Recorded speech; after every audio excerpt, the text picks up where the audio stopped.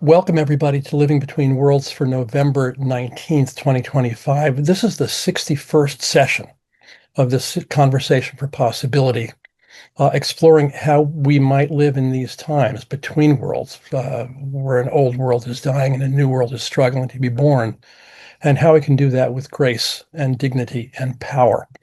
I'm Gil Friend. I'm CEO of Natural Logic Strategy Consultancy and executive coach to purpose-driven leaders. And together with my co-host, Ken Homer, we're very pleased to welcome all of you today and our friend and colleague, Elizabeth Doty, to explore the horizons of subtle influence. Elizabeth was formerly director at the Herb Institute, Corporate Political Responsibility Taskforce at University of Michigan. She now is with She's now with Third Side Strategies, engaging corporate leaders in how they exercise political influence. The three of us are going to talk together for a while. Then we'll open the room to all of you to join into the conversation. And then we're going to offer a couple of breakouts to enable some deeper and more active exploration of a couple of questions that we'll put to you. Elizabeth, I have in front of me a paragraph that you wrote of introduction to this, but I think rather than read that, I'll just start with this. What do you mean by subtle influence? Great, thank you. And I want to say just first a deep appreciation for the chance to rejoin you all. And I'm reminded that the reason I'm working where I am and the idea of corporate political responsibility came out of conversations about systems and dialogue about how we engage in systems. And some of them with many of you, we were just remembering 28 years ago. So I feel like I'm rejoining conversations that have inspired me, and I'm eager to reconnect on this idea of subtle influence. And I'm feeling that right now, and several of you, I see my friend Bob Horn here, have constantly cautioned me against abstract, objectivist approaches to systems thinking and remind us that we're in systems, that we're part of the messiness and the living within. I learned from two Finnish writers, an engineer and a philosopher, of this idea of systems intelligence. So how do we behave while we're in the messiness of systems? And it feels super relevant right now, especially as many of us are aware of dangers and our interactions with others in these systems, human and otherwise. So this idea of subtle influence has been on my mind, and I thought it might be relevant right now. I would like to read from my notes on this one. I was inspired by the book 7 Life Lessons from Chaos, written by two physicists from the UK, Pete and Briggs, and they tried to apply the ideas of chaos theory and complexity theory to how we live in systems. And the second chapter is inspired by the idea of the butterfly effect and subtle influence, but they apply it to humans, and this is what I've captured as an extract. Subtle influence is what each of us exerts for good or ill by the way we are. Our attitude and being forms the climate others live in, the atmosphere they breathe, and I would add vice versa. Subtle influence in its negative sense, collusion, holds restrictive limit cycles together, but in its positive sense, it is vital for keeping open systems renewed and vibrant. Each of us is a hidden degree of freedom, an angle of a system's unexpressed creativity. And I've really been struck by this, and I would love to share just to flesh this out a tiny bit more, and then over to you, Gil and Ken. When we think about the negative, he uses the example of compliance under Soviet-era countries, the greengrocer putting a sign on "Workers Unite" in the front of his shop because he's afraid not to. And we see now people in business, in academia, in the professions, in many cases feeling like acting because they feel like they are afraid not to. A collusion with the systems, seeing institutions capitulate in some cases. And I also would say that we feel sometimes in the negative resignation, or what the Finnish authors would say as withholding our gifts or our contributions because we're just discouraged. And I have felt that myself. But what I'm inspired by is the positive, and that is that we can activate in ourselves and each other and be activated by each other in a positive sense. And I would remind us of in the Milgram experiments where people complied with an authority figure and an unethical instruction, if you recall, in the 60s, that if people overheard two authority figures arguing over whether this was ethical, compliance with this unethical order dropped from 63% to 0. That's the subtle influence of hearing two people arguing changed others' activation of their values.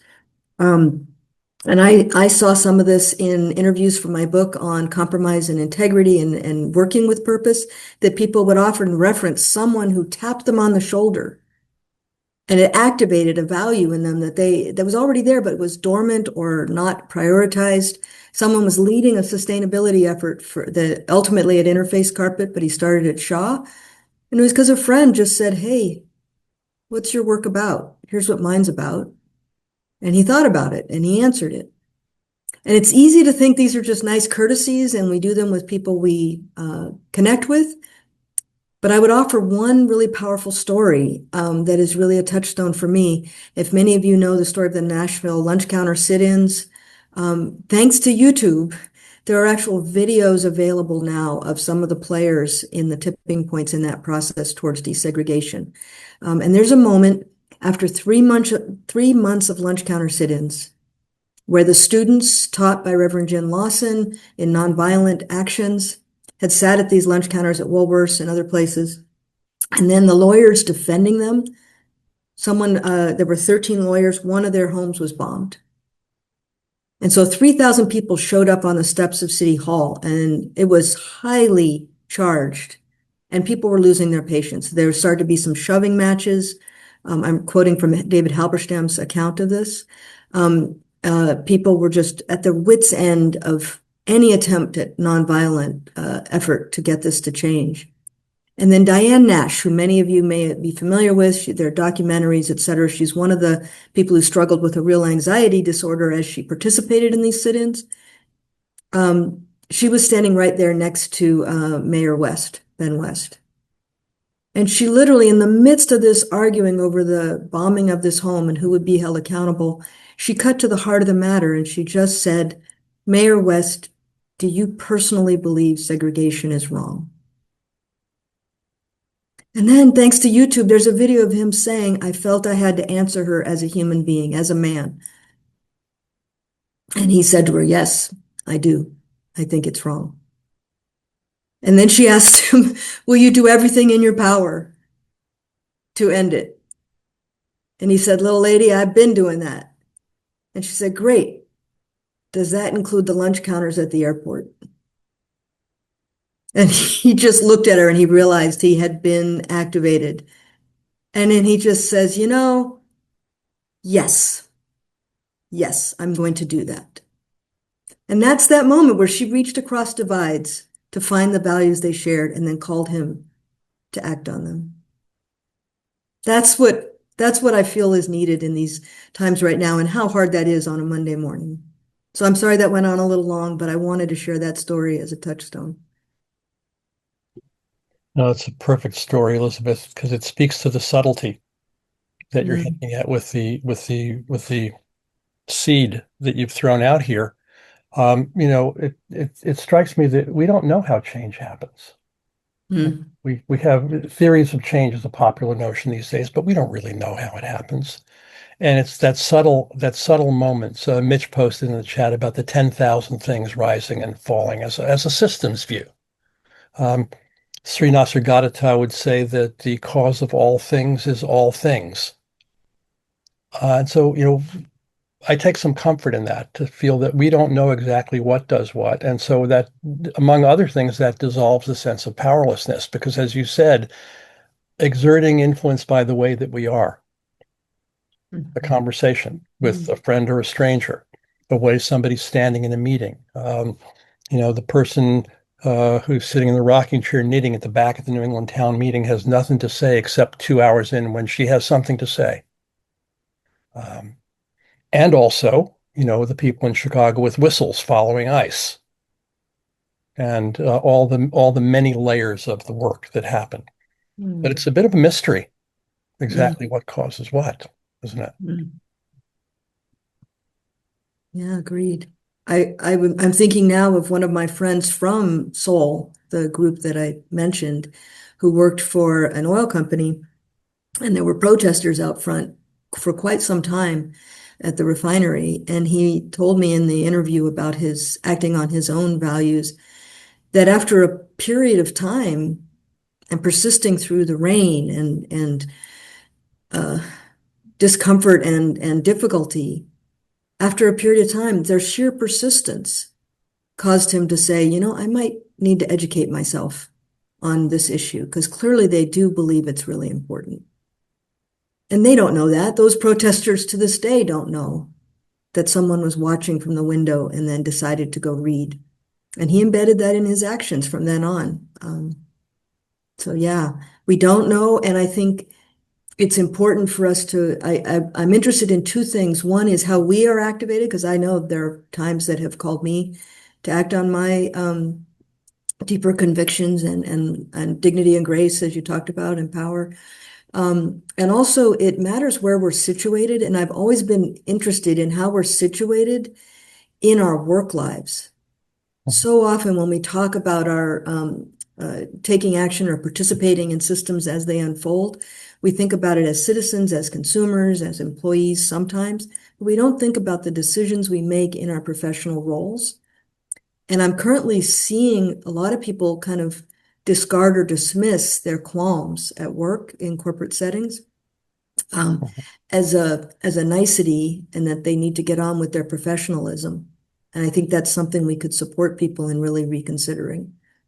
Are they dismissing it as a nicety, or are they dismissing it out of fear of, either this is not appropriate here, or I'll get punished for I this? think I think those are intertwined, and the sense that it's my fiduciary obligation to do what I need to do. In this case, the stories I've heard are in the face of government intimidation of professional firms or corporations, that it's my fiduciary duty. I have to put aside my personal values that this might be uncomfortable. But my conviction is that the sense of fear and lack of skills or yeah, obeying in advance, the lack of a sense of powerful options that are effective, and the idea that there could be subtle influence of the leaders in your own firm, that's causing people to default to this rationalization. Um, and that's why I've chosen to work where I work now.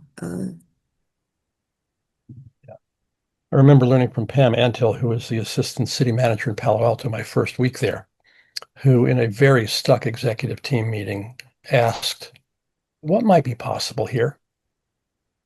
She wasn't challenging anything. She wasn't owning a strategy. She just kind of dropped a universal solvent into the room. The conversation shifted. And I observed this was a move that she would make uh, repeatedly, and one that I've adopted.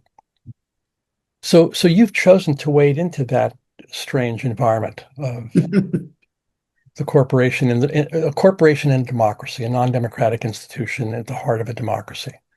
What called you into that focus, and what are you doing? How's it Yeah, going?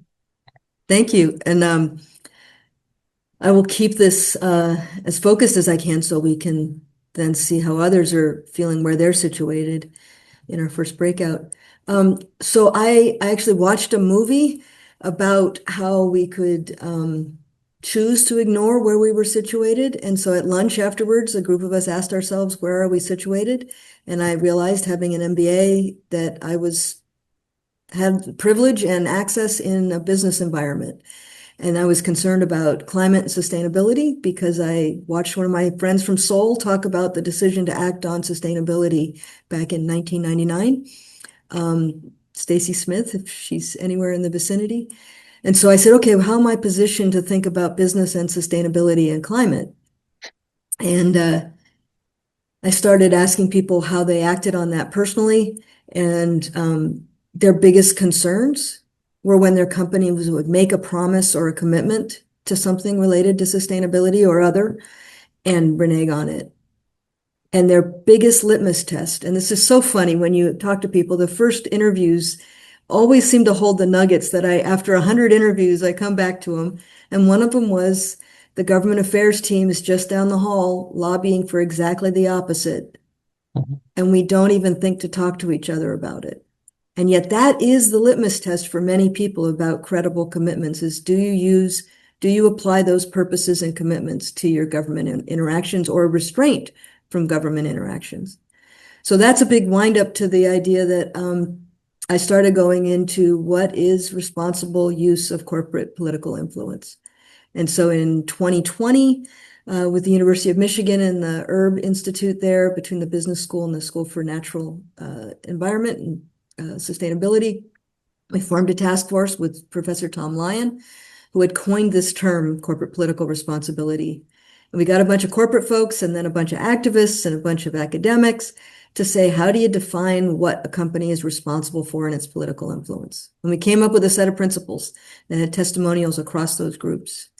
And then we found as the political environment got more threatening, we had 5 major corporations sign on to adopt these principles and many others privately adopting these principles. We then found it was a much more high threat environment and that the avenues for action ended up being a combination of very boring things in the governance field. Who's in the room to make a decision about lobbying or political spending or public statements? And what are the skills for saying no if I feel like I need to? Back to your original question, Gil, about fear. Can we reduce the fear?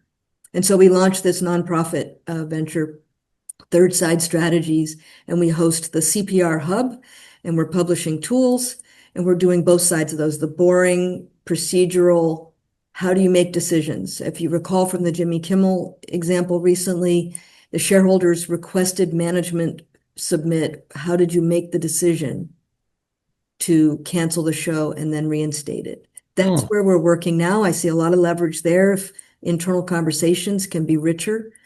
And then also skills for saying no. And so we're beginning a workshop called Moments of Truth that we'll be offering. Our goal is 2,000 business people in the next year to learn how to say no in a constructive, effective way. And then the last thing is we're launching a set of dialogues between oil companies, other businesses, and activists around workable solutions that will withstand political oscillations and pendulums. Other than that, That's all you got, not huh? busy, right? That's amazing. It's quite a list of stuff. Reminds me also, I'm sure you're familiar with Climate Voice. Other people, Absolutely. I put it in the chat for people who aren't familiar with it. It's walking into that question of corporate action and corporate talk, companies who are doing good work on sustainability, but whose government affairs people are on the other side. And that's an effort to activate employees in organizations to try to push that integrity. Um, you ask where does that happen? It seems that it's a C-suite and board level decision of do we have our policies aligned with each other or not, either inadvertently or intentionally. That's the place to call that question. What happened with that shareholder resolution to Disney? You know? I don't know the specifics on that one, but I do know of there is a movement afoot amongst boards and skill building amongst boards Mhm, to begin to improve the governance of their public affairs, which mhm. is boring speak for how do we make these decisions and how do Yeah, we explain how we make the decisions.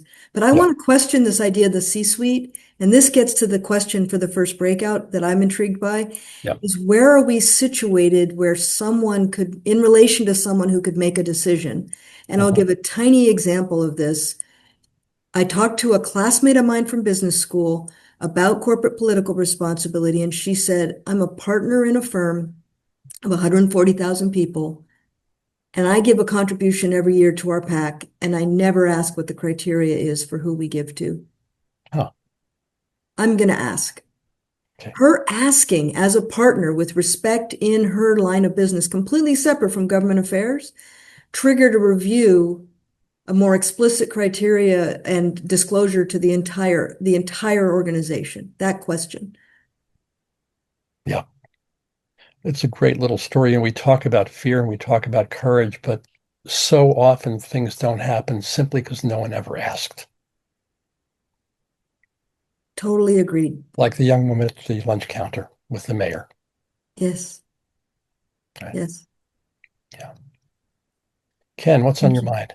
The flip side of that, which is something Elizabeth mentioned at the very start, is that sense of resignation where it's too big, it's too overwhelming, I don't have any influence here, there's nothing I can do. And so we just sit back and say, yeah, and that mood deprives us of agency and also feeds into resignation and resentment.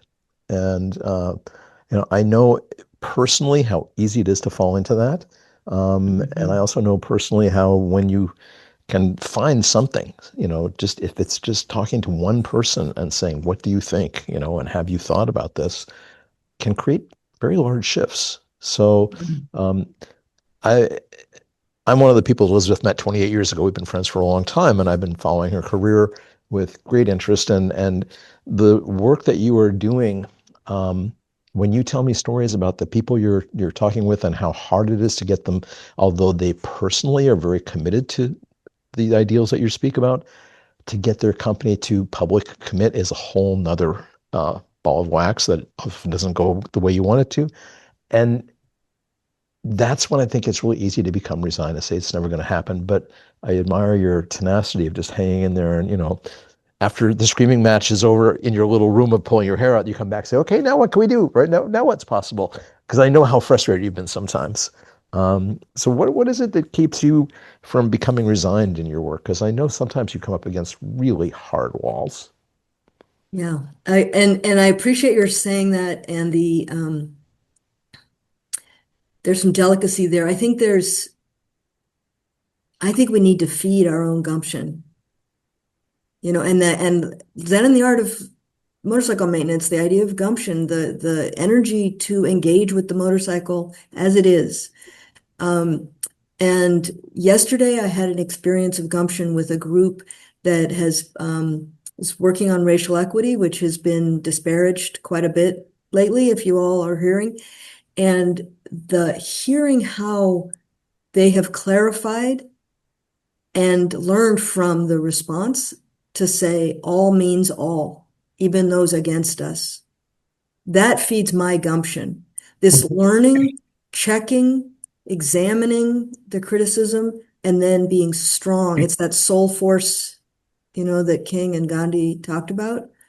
Um, and so, Ken, one of the things I'm watching for in myself right now, I bought into the idea that companies needed to sign on to these principles publicly. We created a whole web page. We had 5 companies. IBM was the lead. A number of really remarkable companies. Danone, that makes Dannon yogurt, is a remarkable company for its responsible influence, its work on methane and agricultural emissions. And I bought in. The corporations wanted this sign on, right? And then the 2 weeks before we were going to launch and publicize this, we had a number of US blue chip companies. One of them backed out. And it was a mainstream old school company that was deeply committed to these things. But they said the timing's not right. This would be viewed as an affront. Mhm. And another company said that, the kind of this, well, if they're not, we won't. And I thought, then this is a failure. And I have had several friends that say, I'm so sorry it failed. And then I've realized that I think in some ways asking for it to be a declaration was setting up opposition, was setting Mhm. up more risk than was involved. Because since then, we've had other companies just put it in their shareholder reports that we thought this was a concern. People were worried about how we were doing this, and here's how we're managing it. And it's a non-event of standing firm rather than a throw down the gauntlet. Here's who we are and why we're good. And so I'm learning to watch for what is action with integrity, what is sidestepping and punting on stuff you shouldn't be punting on, and what is unnecessarily looking to dramatic actions as signs of progress that may be preventing progress. Thank you. Does that get to your, Yeah. yeah, there's a lot there. There's a lot there. And yeah, the notion of calling for declaration or public statements as an exacerbation of conflict rather than moving the ball is really an interesting one. Talked with a number of very senior sustainability folks over the last couple of weeks, whose assessment was that in what looks like the green hushing in response to the Trump administration's slashing of, 50 years of environmental programs, they said, no, actually, what we see is going on is that, 5% of companies have backed down. About 5% of companies have accelerated their efforts. And about 90% are just doing the work and not talking about it. But they're doing the work because they recognize the fundamental, values and value of doing it in terms of operations and risk and brand and all the business measures that my colleagues have talked about for decades. It seems to have taken some root, and so you have people saying, "Well, we're not going to fight over the pronouncements. We'll do the work." The question still remains, back to your point, are they going to lobby against these changes? And that remains to be seen. And or agree to one of the collective action problems we're facing right now is those who face acute losses from an energy transition, just to focus on energy in particular, are very vocal about the flaws of any given legislation. And those that face a diffuse interest in it have trouble making it a priority. So they, like Climate Voice, one of their, I think, most brilliant campaigns was 1 in 5 for 1.5. Is just to raise the priority on these shared interests that have such magnitude. And that is Neil Hawkins' recent article from Sustainability at Dow talked about lobbying and clear advocacy for policy needed to level the playing field and make markets work. That has been collateral damage from the quietly doing the work. Otherwise, quietly doing the work seems right on to me. I'm just worried about the policies that are needed to level the playing field so that pollution, eliminating pollution should pay. There are times, it seems, where some kind of common ground is possible. And as you said, even though you're curating a session with the fossils, the interests of the fossil industry and the interests of the rest of industry are not aligned. Chamber of Commerce may act as though they are, but they're not. And we have the wonderful case in point of the AB 32 campaign in California 30 years ago, 40 years ago, whenever that was. For people who don't remember that, California passed AB 32, a national leading climate and energy strategy. A bunch of Texas oil money got a referendum on the ballot to overturn it. And in contrast to most campaigns until then, which were always business people versus environmental people, this one was fossil industry versus business and environment. Most of the other business community said, this is not in our interests. Tech wanted energy stability. It's, on and on down the list, but look at what are people's interests and how do you find common ground that breaks through the resignation of it's always been done this way and nothing is possible and nothing I can do, and say, no, there are actually things have changed and we can learn from what's changed and here are things that I can do. Breaking up the stack of resignation that Ken talked about before. Yeah. It's a really hard one. And I think some of this it goes down to logical shorthand and errors we make in our thinking. And we're all, practicing.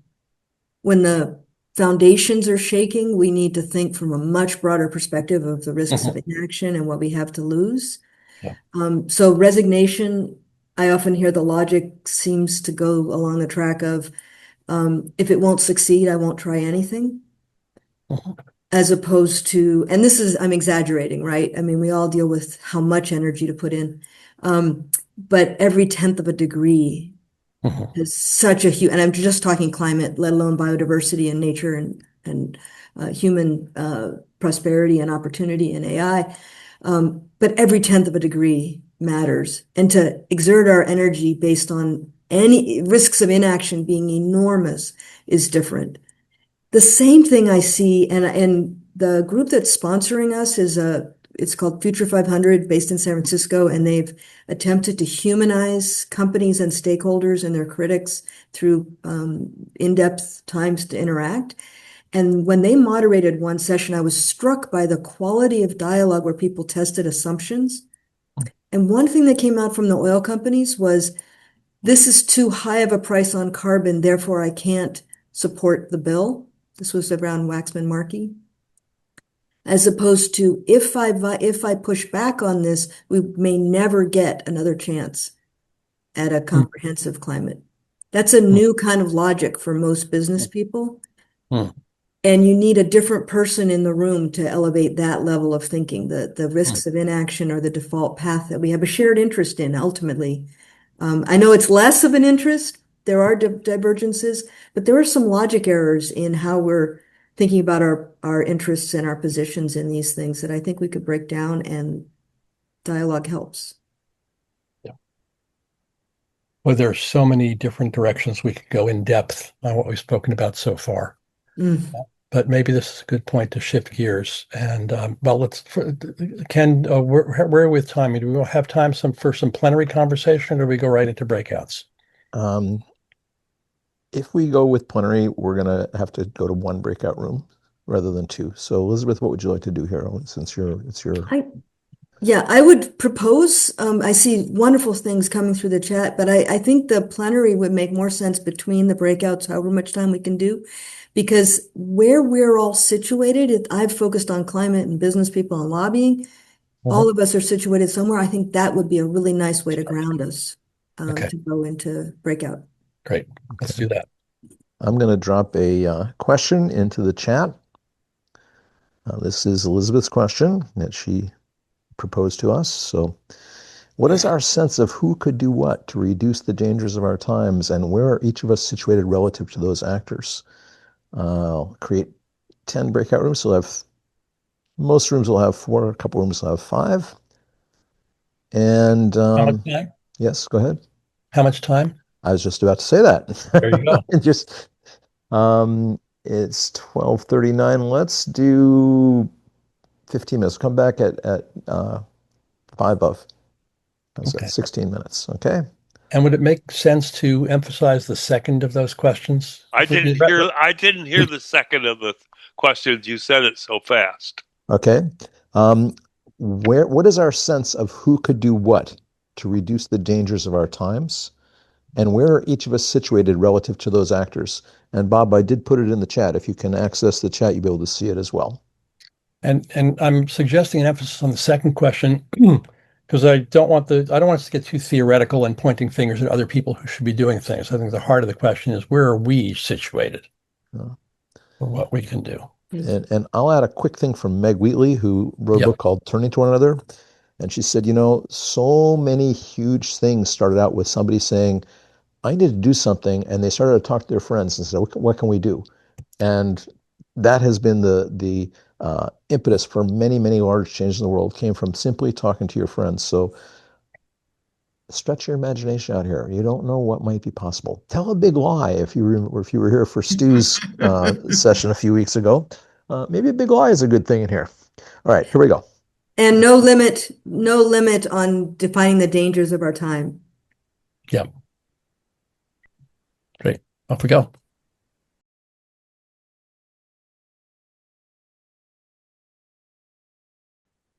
Welcome back. Hope that was productive for you. Elizabeth, I'm not seeing you back. Are you here? Not in my window. Yes, I am here. Well, since this is your question, why don't you do the harvest? How do you want to tap people and find out what they discussed? I'm fully immersed in the conversation I was just in. I think I would ask, but we can hear from 2 to 3 people given the time, maybe 4 if brief. What stood out to you listening to other people's sense of where they're situated? What stood out when you heard other people's stories about where they're situated? Perfect. Please raise your hand if you'd like to share that with us.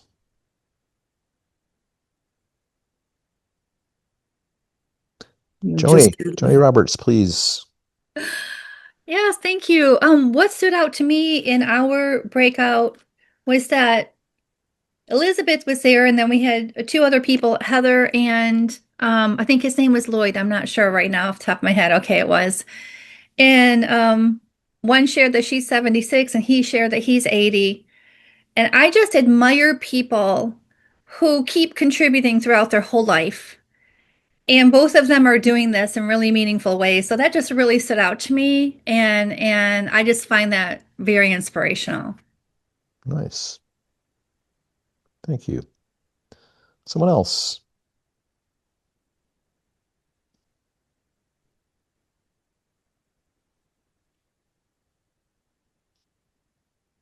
Gene Dunaway, please.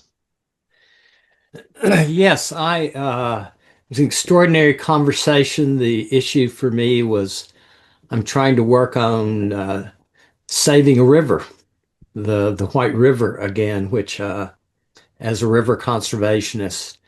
And Peter shared that one of the main things he thought was missing was conversations, the ability to have conversations with us, and that we lack an epistemological commons about how we even determine what's true.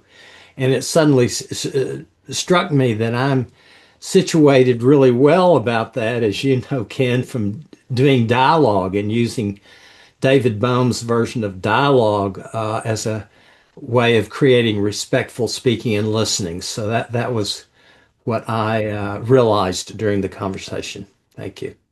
Thank you. Brad Warren, please. Yeah, Alistair brought up a point about trying to decide to do something based on, am I interested in it, or should I do what's most impactful? And that made me think of the quote. Basically, it says, I awake each morning torn between the desire to savor the world or save the world. This makes it difficult to plan my day.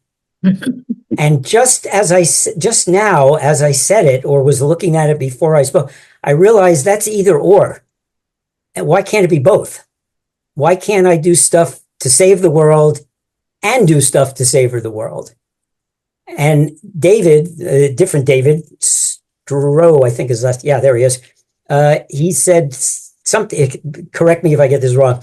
He said something about sometimes the most impactful thing you can do is what you find interesting, because if you're interested, you'll stay motivated and you'll keep doing it forever and ever. If you look around, there's a lot of us older folk here, 76, 80, I'm 74. There's a lot of us in that age group, and we've been doing this for in some cases, half a century, which when I say it sounds really old, but it's just 50 years. So what the heck? So that's it. I'll stop there. Thank you. Anyone else before we return to the next breakout room?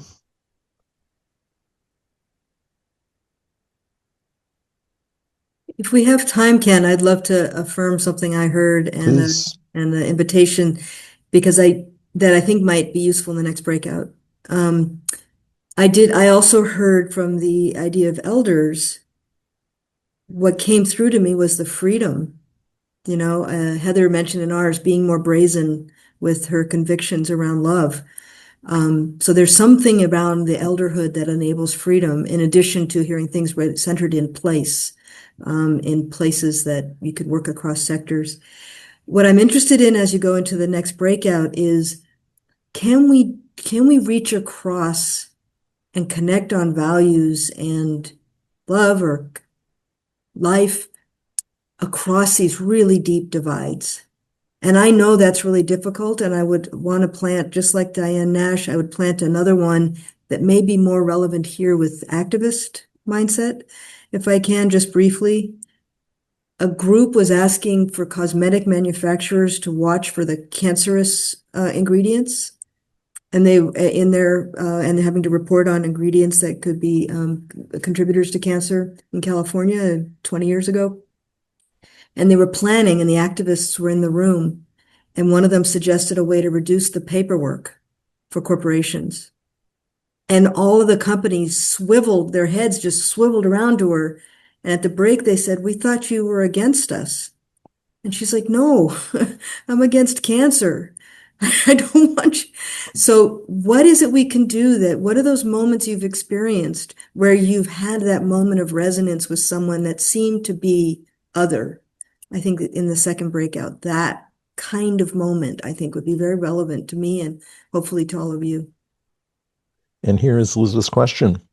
What experiences we had of activating hidden values and possibilities in ourselves and others, especially across divides? And what lessons can we draw from that? So this will be a slightly shorter room. We'll come back at 1/4 so we have enough time to do a little plenary at the end. Here you go. Enjoy.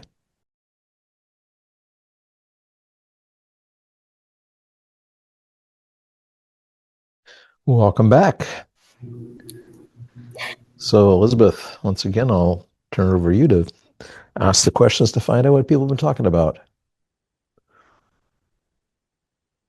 But you got to unmute. It's telepathic to the group.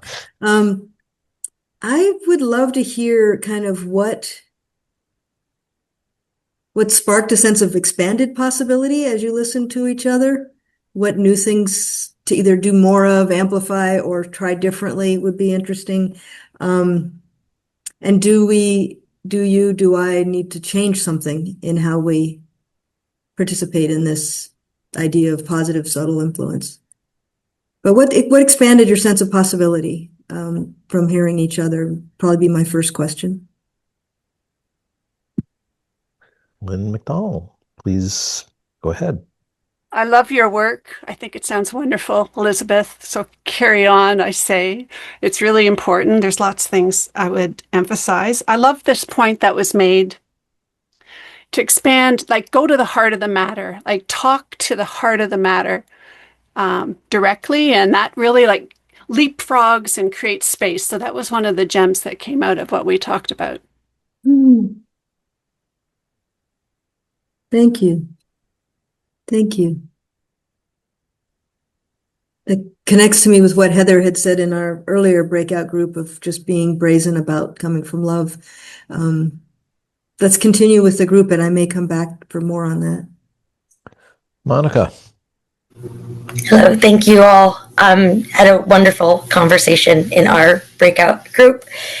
For me, what gave me the courage to speak was an old white woman named Heather in a meeting one day when we were talking to a certain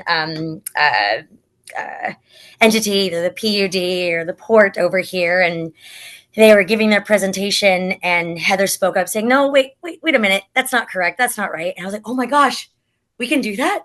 We can speak up. We can actually give our opinion, and like the white man doesn't know everything. What?" And I come from that place of, as a child, being scared of white people, of trying to be the good Mexican, of thinking that I was always stupid because white people could afford to go to college, and so I was basically nothing, and just to not make waves. And so when Heather showed me that courage, that we could do that, I was like, oh, I want to do that. I want to be like that. I want to be like that woman. And then we connected, and she came from a place of no judgments, of letting me be me, of being a safe space, of bringing out the goodness, like the inherent goodness that we all possess. She let that be like, we just were in company with each other, in connection with each other. And I'm like, wow, I don't have to be scared of old white women or white men or anything, right? And they're not better than me, and I'm not less than. We're all just here trying to figure it out. And then Jane, another woman, she spoke up and talked about how privilege has taken life from the soul. Like it doesn't make you better to be privileged, because privilege can be taken away.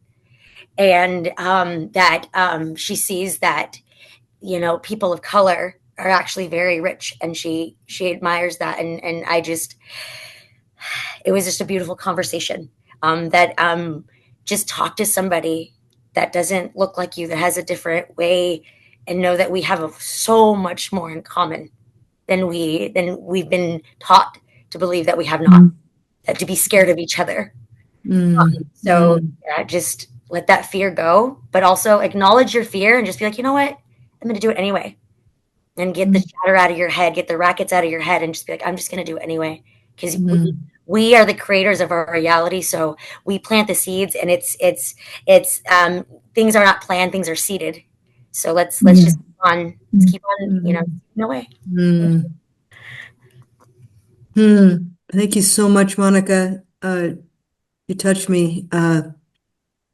And I'm reminded of a quote from the two Finnish, and I will not attempt to say their name, the two Finnish authors, but they talk about the damage caused by systems of holding back. Yeah, thank you. Yeah, one more thing. As soon as our meeting was done, I said, does anyone know about the word Ubuntu? And it's I am because you are. And so we're all here. We're all here for each other, and we're all one big family. Thank you. David, please. Yeah, which gets to my comment. Ken, I was really impressed with what you brought up about your experience, and I'd like if you could just retell that a little bit to the group. And it really is because it's about what we're doing right here is that you're getting viewpoints all across the spectrum, and you're then using words. And I've made a bunch of notes myself because new things have come up. Sure, I can say something. When Elizabeth and Gil and I got together for a planning call, she said, what are you doing with this group? What's happened? You've been meeting for 5 years. What have you done? And it was reflected back that one of the things we've done is we've grown the competence and capacity of this group to sustain an inquiry and to get to know each other through the breakout rooms, to have the opportunity to listen to each other more deeply. So there's more relational field energy going on. And in my world, conversation is work. I used to work for somebody who said, what if conversation is real work? And I took that as a starting point, not an ending point. That if conversations are work, then what do we do that gets conversation done? And there's conversations for creating shared meaning, for understanding what does this mean to you? How are you impacted by this? How do you feel about this? Which is not factual based. It's relationally based. If I understand how you're being affected by this and how you feel about it, then I can come and be in relationship with you in a different way than I say, what do you think about this? Because the think is going to be abstract, and then I can make you wrong or you can make me wrong. But no one can make you wrong for how you feel about it, for how you're being impacted. And that opens a different kind of conversation. And so with Gil and all of the guests we've had over the last few years, we've attempted to create orthogonal approaches rather than facing something head on. We're like, how are you impacted? What's going on in your world? How is this showing up for you? So that we can have a different kind of conversation that leads not to resignation and resentment, but to agency and action. So that's where that came from. And David. Abby, if I could just add a comment to that before we call on you, just a moment, if that's okay with you. You hear a lot of people say, we need less talk and more action, right? Well, we're of the mind that talk can be action. There's a kind of conversation that is action, that is creative, that does generate something in the world. And we've tried to nurture that kind of conversation here. And speaking of theory of change, hoping that that affects you all and the kind of conversations you have with other people and the kind of conversations they have with other people. So we're really grateful for those of you who are here for the first time and those of you who've been with us for a long while to help develop this field. I don't mean like a professional field, like a field that we are all standing in together. So thank you. Abby. Thank you, Gil. So this was in reaction to something Elizabeth said about the damage caused by systems of holding back.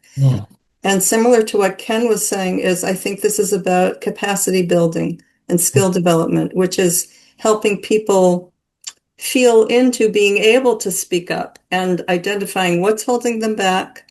It's usually fear of appearing stupid, fear of exposing oneself, and understanding how their speaking up is actually in service of the group and helping the group. Because oftentimes, if I say something, chances are other people will be feeling the same thing. So I think of it as capacity building. and that piece of intentionally also making space for everyone and being sure that we're including everyone. And then lastly, to what Gil just said, to the people who say we need to talk less and more action, I think an important piece of the conversation, we cannot jump to action unless we have shared understanding and shared agreement about what the issue is and what we're talking about. So I think those are steps to getting to action. Yeah. Thank you, Abby. I also want to comment on something that came up in my group right at the end, which is about safety and creating safe spaces in groups. I'm a big fan of psychological safety. I'm also a big fan of brave spaces versus safe spaces. Sometimes the need to be safe means that what's important doesn't get talked about because someone feels triggered by it.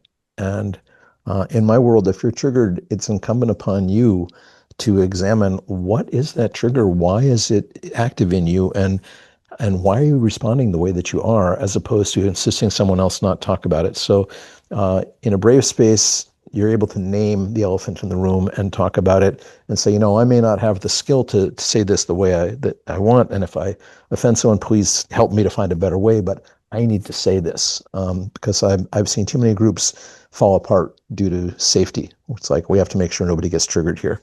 And that's not a very good work. It's not a very good way to approach really complex issues like what we're facing in the world these days. I should say not effective way to approach it. Wow, look at all these applauses. Thank you. I love that people are using the react button. It's kind of new coming up here. Who else would like to share what's going on for them? How's this call been for you overall? What's moving in you? What's shifting? What's happening? Heather, please. Oh, you're muted, Heather. I know, it happens all the time. You're still muted. If I could see better, I could hit the little icon better. This call, I am so happy right now because my friend Monica Zazueta Tabor showed up, and she is somebody who has taken off like a firework in our local community, doing local environmental and social justice work. And when last month I emailed her about enrich rather than extract as a way to describe a worldview that maybe white people wouldn't be so defensive against, if we use that framing instead of decolonizing and blah blah blah, anybody can get that enriching rather than extracting is of greater benefit to all of us. And so I'm just so grateful that my friend Monica showed up because I invited her, and that she ended up in my little breakout group. I don't know how you knew that, Ken. Was that totally random, or was that a synchronicity or whatever? But so I just want to welcome my friend Monica Zazueta Tabor. She's a young Hispanic emerging leader where we live, and she is kicking ass. She is speaking up and speaking out, and old white guys have pushed back on her in public meetings in pretty heavy ways. And some few of us old white ladies have had to stand up next to her and in front of her and say, oh, no, you don't. What you just said, what you just did was racist. And she's been so I love you, Monica. Thank you for coming. Thanks, Heather. Lynn, please. I want to ask Elizabeth a question. What are the skills of saying no? Like that whole thing, like if you were to kind of play out what you think could be possible, if there were the skills out there, like what would be happening? Can you paint a picture a little? Can you color that out in any way? Yeah, happy to. Question. I would be very happy to, and I will also pass on the program that we're planning to offer in the coming year. And I will say that this came from stories. Clearly, this group is the power of stories. I once had the contract to gather stories and examples of saying no as part of one of my mentor's books, The Power of a Positive No. And I did a database of 300 stories where positive and negative, but in many, many cases, saying no was part of subtle influence. Mm. And he came up, I don't even know how to convey this. I feel so pregnant with this was so powerful that he framed it very simply as first you root in what you're for and why you might need to push back or say no or set a limit. And ideally, that's something that you share, to what Joni talked about earlier, crossing lines, to find something that you share. And then you very gently, like a tree, then very gently you have one arm that says, and therefore I can't go that way. But how about we go this way? You don't leave the person with your block. You try to understand where they might have an interest and what you could do. One of our breakout groups, someone talked about understanding bankers and what inhibitors might have been in the way of impact investing. How can you help them with those barriers? And my favorite example was a hostage negotiator who would talk with someone, first food and courtesy and listening, and then trying to undo the danger. And he had requests where I'll go to the jail, but when you come downstairs, could you push me into the police car so my community doesn't think that I colluded, but rather they know I stood up to the police? Like, he was offering ways to help the right thing happen that addressed the barriers for someone else. Right? That is what we want to do. And in business, so often it's a junior person who calls a C-suite leader to trust their own values and act on them. Countless examples of this.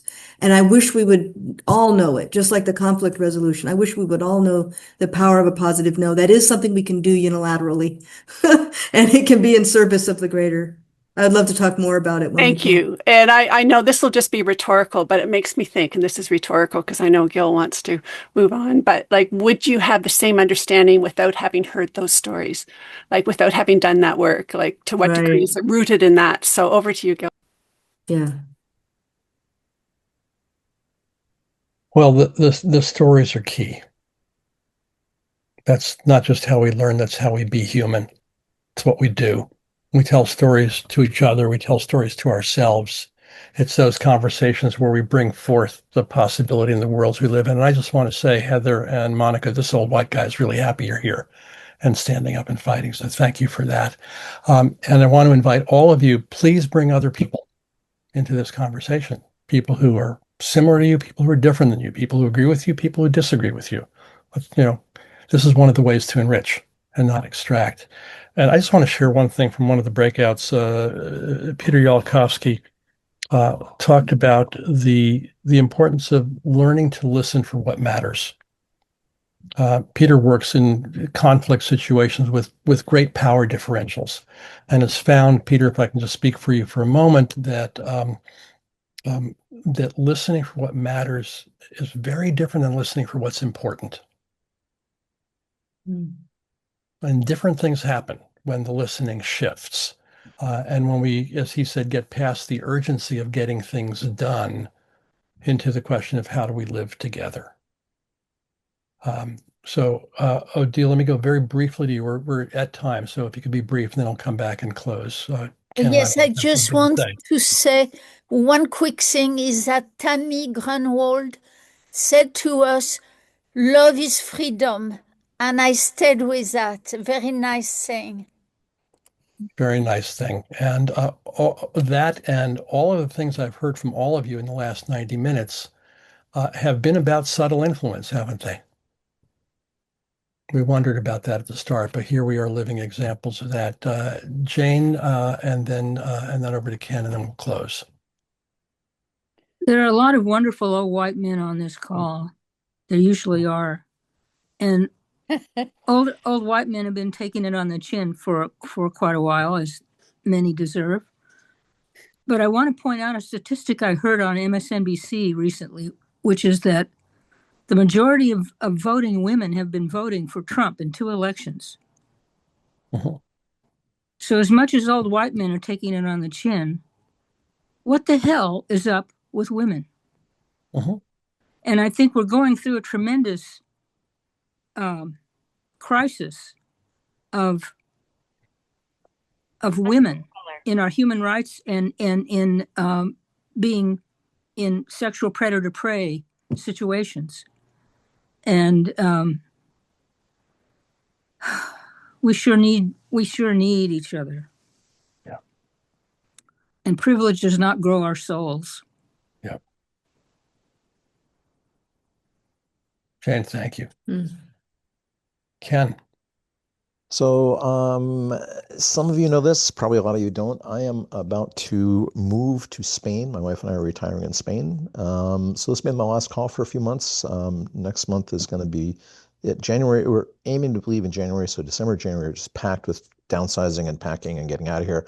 And I'm not sure if we'll be back in February or March, but I will be back in a few months. It's just a short break.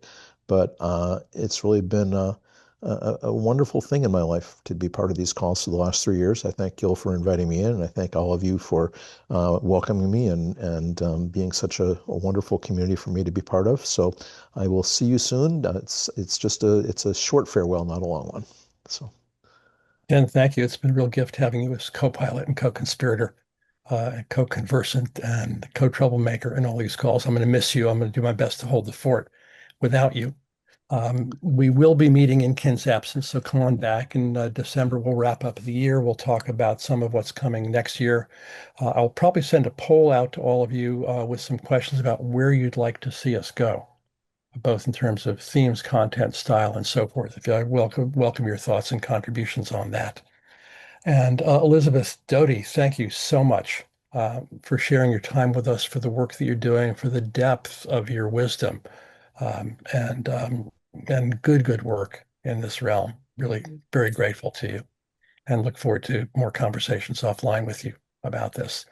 If you haven't saved the chat yet, please do so. 3 dots at the top or bottom. We'll have the video out probably next week.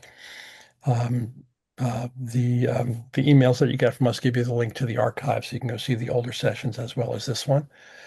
And with that, we'll close as we always do with a reminder from Randy Carlisle. You can dance in a hurricane,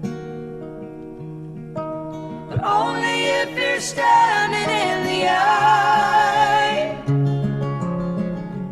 You can dance in a hurricane, but only if you're standing in the eye. Thank you all for standing in the eye together with us.